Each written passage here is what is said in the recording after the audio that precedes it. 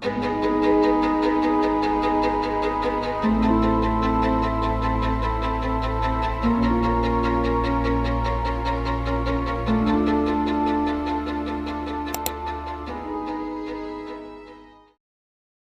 datang di channel Viral Story Indonesia.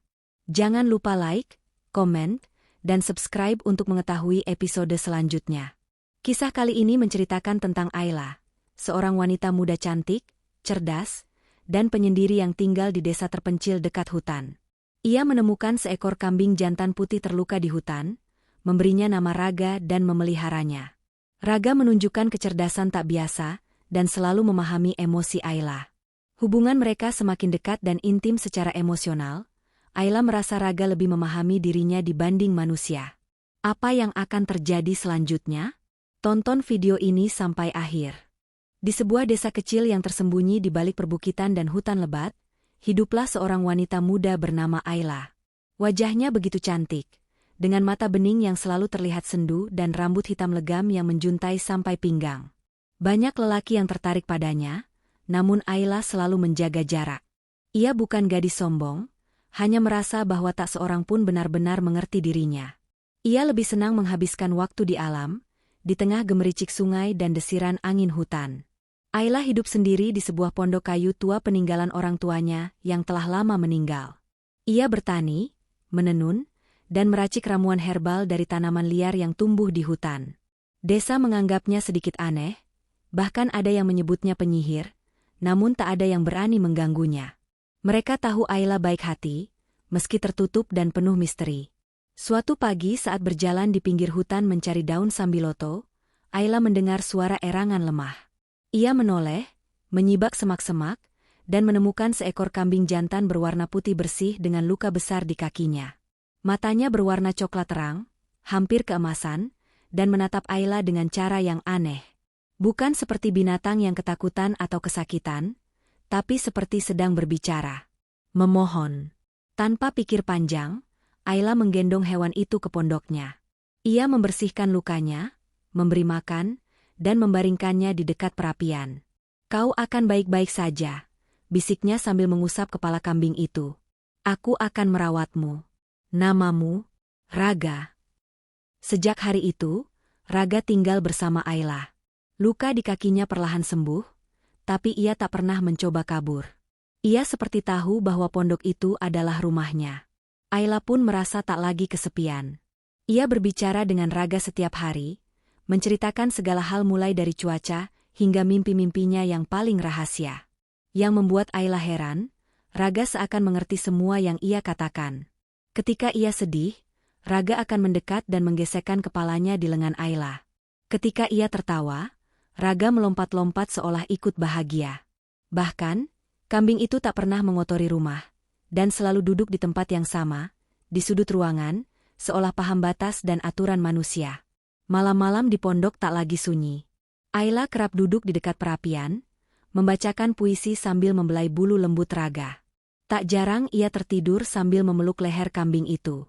Hubungan mereka terasa lebih dari sekadar pelihara dan pemilik. Ayla mulai merasa bahwa Raga adalah satu-satunya makhluk yang bisa benar-benar mengerti dirinya. Namun, Ayla mulai memperhatikan hal-hal aneh. Kadang saat ia tertidur, ia bermimpi tentang Raga. Tapi dalam mimpi, Raga adalah seorang pria berkulit pucat, bermata keemasan, dan mengenakan jubah dari kain asing yang belum pernah ia lihat sebelumnya. Pria itu tak pernah berbicara, hanya memandang Ayla dengan mata sedih, lalu berlutut di hadapannya seolah memohon. Dan ketika Ayla terbangun, Raga selalu berada di sisinya, menatapnya seolah tahu isi mimpinya. Pada suatu malam yang lebih sunyi dari biasanya, Ayla duduk di luar pondok, menatap langit malam penuh bintang. Raga duduk di sebelahnya, matanya menatap ke arah yang sama. "Kau tahu, Raga, kadang aku merasa aneh. Seperti aku tidak berasal dari sini. Seolah-olah aku sedang menunggu sesuatu atau seseorang," katanya lirih. Raga menoleh padanya dan mengeluarkan suara lirih, seperti gumaman yang penuh empati. Ayla tersenyum dan menepuk kepalanya. "Lucu ya, aku lebih nyaman bicara dengan seekor kambing daripada manusia." Di dalam hati, ia tahu bahwa Raga bukan kambing biasa. Tapi Ayla tak berani mengakui itu pada dirinya sendiri. Dunia sudah cukup aneh baginya.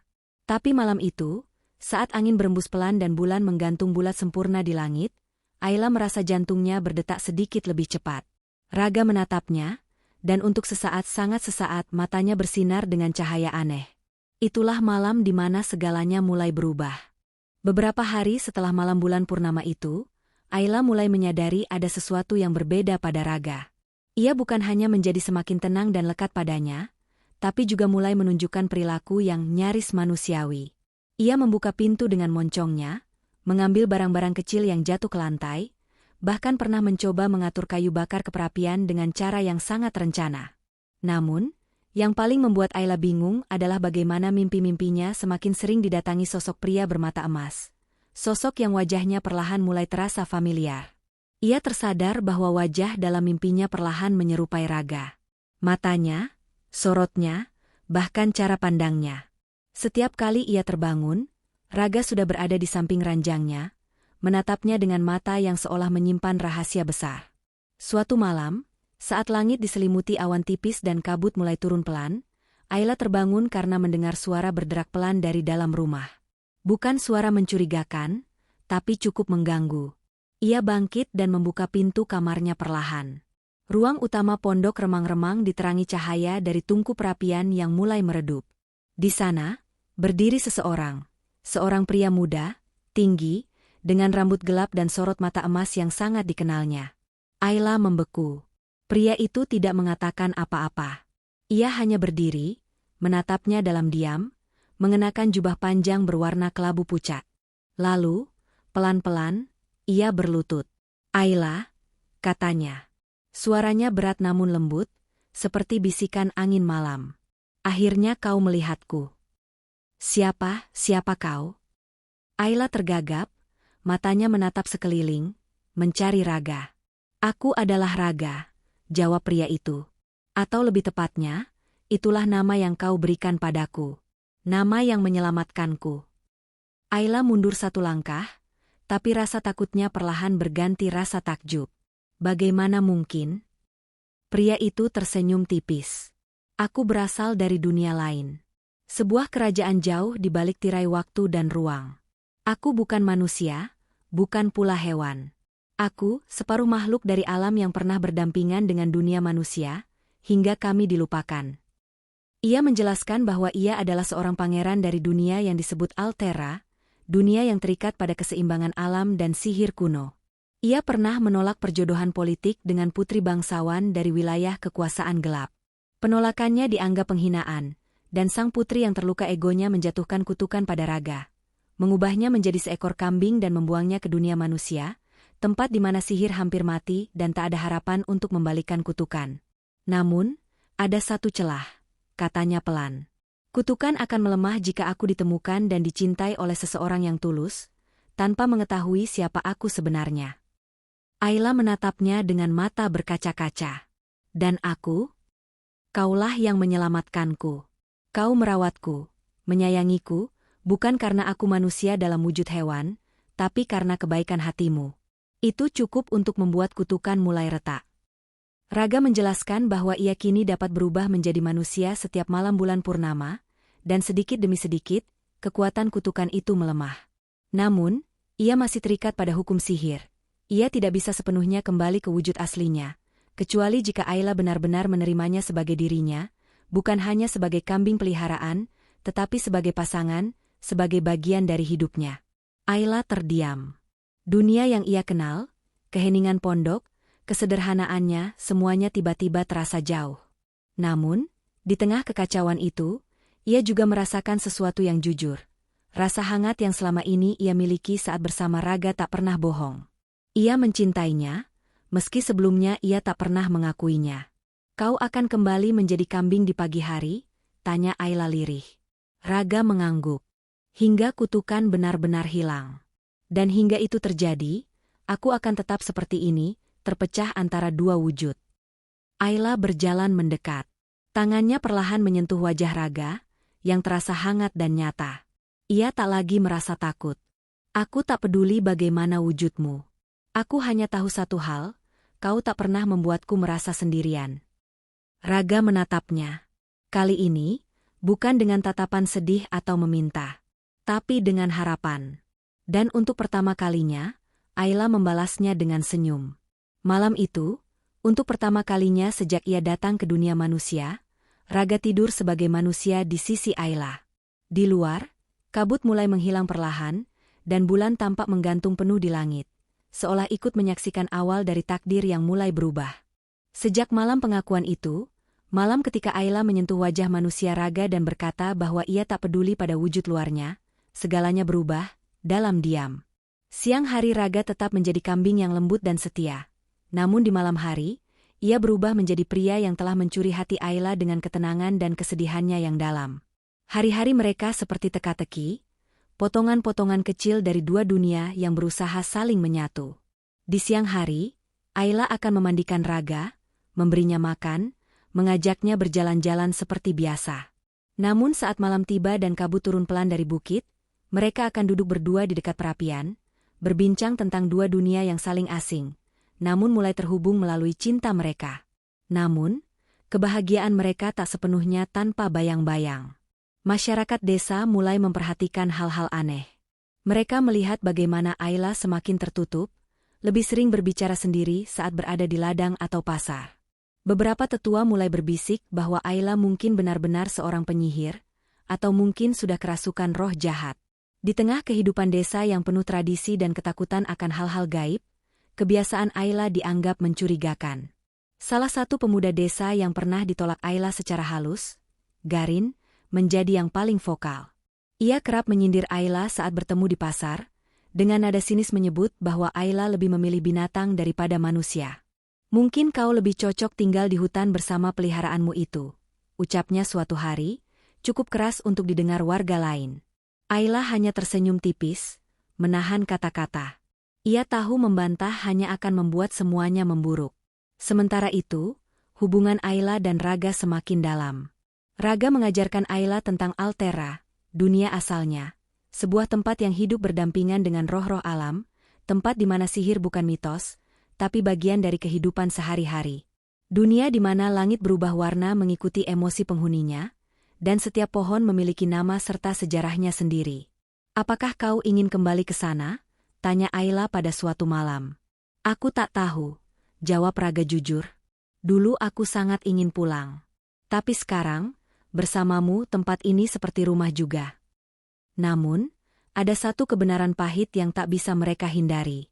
Untuk benar-benar mematahkan kutukan, hubungan mereka harus disahkan dalam ikatan yang lebih kuat daripada cinta semata. Pernikahan suci yang dilakukan di bawah restu alam, bukan aturan manusia. Pernikahan? Ayla nyaris tak percaya. Bagaimana bisa kita menikah? Di sini, di dunia ini, kau dianggap kambing. Raga tersenyum, mata keemasannya berkilau dalam remang api. Tapi roh-roh penjaga tahu siapa aku. Dan mereka bisa memberkati penyatuan kita. Kita tak butuh pengakuan manusia, hanya pengakuan dari alam. Beberapa malam kemudian, saat bulan berada di puncak langit dan udara mengandung aroma mistis yang lembut, Ayla dan Raga melakukan upacara pernikahan roh di tengah hutan. Dikelilingi cahaya kunang-kunang dan bisikan pepohonan, Ayla mengenakan gaun putih dari kain tenun buatannya sendiri, sementara Raga dalam wujud manusianya berdiri tegap di bawah pohon tua yang diakini sebagai penanda batas dua dunia. Mereka mengucap janji satu sama lain, bukan dengan kata-kata megah, tapi dengan bahasa yang hanya bisa dimengerti oleh jiwa mereka. Ketika Ayla menyematkan seutas tali kayu di pergelangan tangan Raga, angin berhenti sejenak, dan binatang-binatang malam yang biasanya berisik pun hening. Alam memberi restunya. Malam itu, untuk pertama kalinya, Raga tidak berubah kembali menjadi kambing saat fajar menyingsing. Namun, saat sinar matahari menyentuh kulitnya, tubuhnya mulai tampak samar, seperti kabut yang menolak disentuh. Ia masih belum sepenuhnya bebas. Kita butuh waktu, bisik Raga. Kutukan ini rapuh, tapi belum sepenuhnya hancur. Hari-hari berikutnya, Ayla dan Raga hidup seperti biasa, menjaga rahasia mereka dari dunia. Namun ancaman dari luar mulai terasa. Garin dan beberapa warga desa mulai mengintai. Mereka melihat bahwa Ayla kerap berbicara sendiri di malam hari, dan beberapa kali terlihat membelai udara kosong dengan lembut. Kecurigaan mereka tumbuh menjadi ketakutan, lalu menjadi amarah. Suatu pagi, beberapa warga mendatangi rumah Ayla, berpura-pura ingin membeli ramuan. Tapi mata mereka liar, dan kata-kata mereka syarat sindiran. "Sendirian terus ya, Ayla?" tanya salah satu dari mereka. "Atau mungkin kau sudah menemukan teman yang tak terlihat?" Ayla hanya tersenyum, tapi ia tahu, waktu mereka menyembunyikan kebenaran tak akan lama lagi. Dunia manusia tak suka hal yang tak bisa dijelaskan. Dan di tengah itu semua, satu pertanyaan terus bergema di benaknya. Apa yang harus dikorbankan untuk mempertahankan cinta yang tak masuk akal di mata dunia? Waktu berjalan perlahan di pondok kecil di tepi hutan itu, namun hidup Ayla dan Raga terasa bergerak dalam percepatan yang tak bisa dijelaskan. Sejak malam upacara pernikahan roh, ikatan mereka menjadi lebih dalam, lebih kuat. Meski kutukan Raga belum sepenuhnya runtuh, ia tetap berubah menjadi kambing di siang hari. Malam-malam mereka diisi oleh kehangatan yang tak terucapkan. Tidak ada janji berlebihan, tidak ada mimpi yang terlalu jauh. Hanya dua makhluk yang saling menerima dalam bentuk paling murni. Lalu suatu pagi, Ayla mulai merasa mual. Awalnya ia mengira itu hanya kelelahan atau makanan basi. Tapi hari-hari berikutnya rasa itu tak hilang. Tubuhnya mulai terasa berat, perutnya sedikit membuncit. Ia, yang sudah biasa membaca tanda-tanda tubuh, akhirnya duduk di sudut ranjang dan menatap jendela yang dibalut embun pagi. Perlahan-lahan, ia menempelkan tangan ke perutnya dan berkata dalam hati, "Kau benar-benar milikku ya."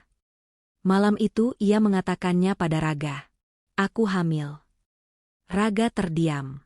Di balik sorot mata keemasannya, ada keterkejutan, lalu rasa takut, dan akhirnya, air mata.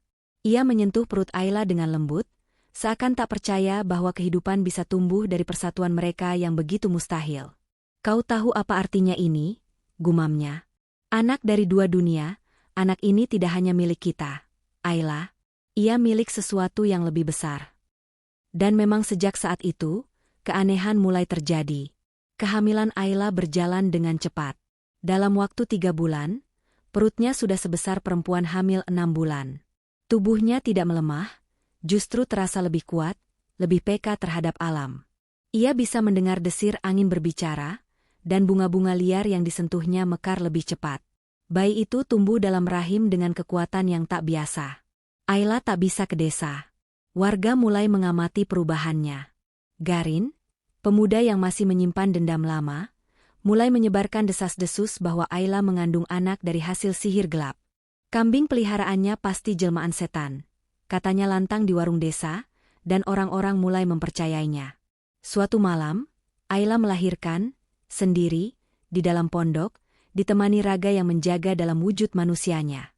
Anak itu lahir tanpa suara tangisan. Ia membuka mata dan menatap Ayla, lalu Raga.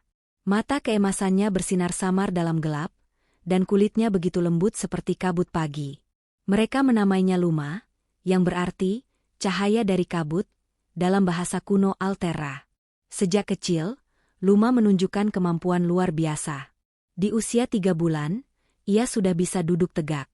6 bulan kemudian, ia berjalan dan berbicara dengan kosakata yang tak pernah diajarkan Ayla. Kadang ia berbicara dengan binatang, memanggil burung liar untuk bertengger di jendela. Binatang tak pernah takut padanya. Namun yang paling mengejutkan, setiap kali Luma berada di dekat Raga, wujud kambing sang ayah perlahan menghilang lebih cepat, dan Raga bisa tetap menjadi manusia hingga menjelang pagi.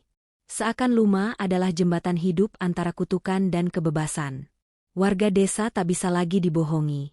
Mereka melihat Ayla membawa anak yang tak pernah mereka tahu dari mana datangnya, dan kambing peliharaannya semakin aneh, lebih tenang, bahkan terkadang menghilang saat malam. Suatu hari, seorang anak kecil bersumpah melihat Ayla berbicara dengan seorang pria tinggi bermata emas di halaman pondoknya. Desas-desus pun berubah menjadi ketakutan. Mereka datang ke rumah Ayla dengan obor dan cambuk, dipimpin oleh Garin. "Kita harus mengakhiri ini," teriaknya. "Dia membawa iblis ke desa kita. Anaknya bukan manusia." Ayla berdiri di depan pondoknya, memeluk Luma erat-erat. Raga, dalam wujud kambing, berdiri di sisinya, matanya menyala tajam. Tapi sebelum Garin sempat maju, langit berubah. Angin kencang berhembus dari arah hutan. Pohon-pohon bergoyang, dan tanah bergemuruh pelan. Cahaya keemasan menyelubungi Luma, dan anak itu, yang bahkan belum genap 2 tahun, mengangkat tangan kecilnya. Suara yang bukan suaranya keluar dari mulutnya, dalam bahasa yang tak dimengerti oleh warga desa. Orang-orang gemetar. Garin terjatuh. Api dari obor mereka padam satu persatu. Lalu sunyi. Raga menatap Ayla dan Luma. Waktunya hampir tiba, katanya pelan. Ayla tahu, ini bukan sekadar tentang cinta yang aneh atau anak yang tak biasa. Ini tentang keseimbangan 2 dunia. Dan Luma adalah kuncinya. Setelah malam di mana Luma menunjukkan kekuatan yang belum pernah terlihat di dunia manusia, segalanya berubah. Warga desa tak berani lagi mendekati pondok Ayla. Ketakutan yang dulu mereka suarakan dengan amarah kini, menjadi bisik-bisik dalam ketakutan yang lebih dalam. Mereka menghindari ladang dekat hutan, dan bahkan anak-anak dilarang bermain di jalur menuju rumah Ayla. Namun bagi Ayla dan Raga, itu adalah anugerah. Untuk sementara, dunia memberi mereka ruang untuk bernapas. Tapi kebahagiaan mereka tak berlangsung lama. Pada malam bulan purnama berikutnya, Raga tidak bisa berubah menjadi manusia. Meski Luma tidur dalam pelukannya, tubuhnya tetap dalam wujud kambing. Matanya kehilangan sinar keemasannya. Nafasnya menjadi berat, dan ia hanya bisa menatap Ayla dengan mata penuh kesedihan. Ayla panik. Ia mengusap kepala Raga, berbisik, "Apa yang terjadi?" Raga tak bisa bicara dalam wujud itu, tapi sorot matanya cukup menjelaskan. Sesuatu di dunia asalnya, di Altera, sedang memanggilnya kembali, memaksanya kembali. Kutukan yang dulu melemah kini kembali menguat, seolah ada kekuatan yang menginginkan ia tidak pernah bebas. Malam berikutnya, dalam wujud manusianya yang hanya bisa bertahan beberapa menit, Raga akhirnya bicara, "Aku harus kembali ke Altera. Dunia itu dalam bahaya. Keberadaanku terlalu lama di sini, dan Luma, anak kita, terlalu kuat untuk tetap tinggal di bumi." Ayla menolak. "Kau baru saja bisa hidup bersamaku. Kita punya anak. Kita bahagia di sini. Tapi tidak untuk selamanya," kata Raga. "Dunia ini bukan tempat untuk Luma. Ia terlalu berbeda. Dan jika aku tetap di sini, kutukan akan menelan jiwaku. Aku akan kehilangan semuanya, termasuk ingatan tentangmu." Tangis Ayla pecah. Namun di dalam hatinya, ia tahu Raga benar. Beberapa hari kemudian, hutan di sekitar pondok mulai berubah. Kabut turun lebih tebal dari biasanya. Udara menjadi lebih dingin meski musim panas belum berlalu. Luma, yang biasanya ceria, mulai menjadi pendiam. Ia memeluk ibunya lebih lama dari biasanya, dan kadang menatap hutan dengan sorot seperti mengenali sesuatu yang tak bisa dijelaskan. "Dia merasakannya juga," bisik Ayla. Raga mengangguk. "Sudah waktunya." Di malam purnama ketiga, Raga memimpin Ayla dan Luma ke tengah hutan, menuju tempat upacara pernikahan roh dulu dilakukan, di bawah pohon tua penjaga batas dunia. Langit malam itu cerah, tapi bintang-bintang berputar pelan seperti pusaran air. Tanah di bawah kaki mereka bergetar lembut. Udara dipenuhi bisikan halus dalam bahasa yang Ayla tak pahami. "Ayla," kata Raga sambil menggenggam tangannya, "kau tahu aku tak akan pernah melupakanmu. Tapi jika aku pergi, aku tak bisa kembali. Tidak dalam bentuk ini. Dunia kita berbeda." Ayla memeluknya. "Aku tahu. Tapi kau bukan hanya milikku. Kau milik sesuatu yang lebih besar. Dan Luma, dia harus menemukan tempat di mana dirinya bisa tumbuh tanpa takut." Raga lalu mengangkat Luma, yang masih diam dalam dekapan ibunya. Bayi itu tak menangis. Ia hanya menatap mereka dengan mata emasnya yang bersinar lembut. Sebuah celah cahaya terbuka di antara akar pohon tua. Di baliknya terlihat padang luas berwarna perak, langit ungu, dan pohon-pohon tinggi bersinar dari dalam batangnya. "Altera. Luma akan jadi pelindung di sana," bisik Raga. "Ia adalah jembatan, Ayla, antara manusia dan dunia kami. Suatu hari, ia mungkin bisa membuka jalan kembali untukmu." Ayla mencium kening anaknya, air mata mengalir deras. "Kau akan jadi terang di 2 dunia, sayang." Raga melangkah masuk ke dalam celah cahaya, membawa Luma di pelukannya. Sebelum tubuh mereka menghilang dalam kilau cahaya itu, ia menatap Ayla untuk terakhir kalinya. Aku mencintaimu, ucapnya pelan. Dan ia lenyap.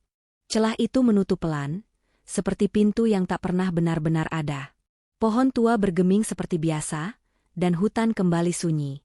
Namun malam itu, langit tak berubah. Bintang-bintang terus berputar di atas kepala Ayla. Ia jatuh berlutut, sendirian di dunia manusia. Tapi kali ini, hatinya penuh bukan oleh kehilangan, melainkan oleh kenangan dan harapan. Ia kembali ke pondok, menata hidupnya dalam keheningan. Tak lagi diganggu oleh warga desa. Mereka terlalu takut, terlalu tak paham. Ayla tetap hidup, tetap bercocok tanam, tetap menyalakan api di tungku. Namun setiap malam bulan purnama, ia akan berdiri di depan pohon tua itu. Kadang ia merasa angin menyapa, membawa suara tawa luma dari kejauhan. Kadang ada kilatan cahaya dari balik pepohonan, atau suara lembut memanggil namanya. Dan Ayla tahu, cinta mereka belum berakhir. Itu hanya menunggu waktunya untuk lahir kembali. Terima kasih sudah menonton video ini. Sampai jumpa di video selanjutnya.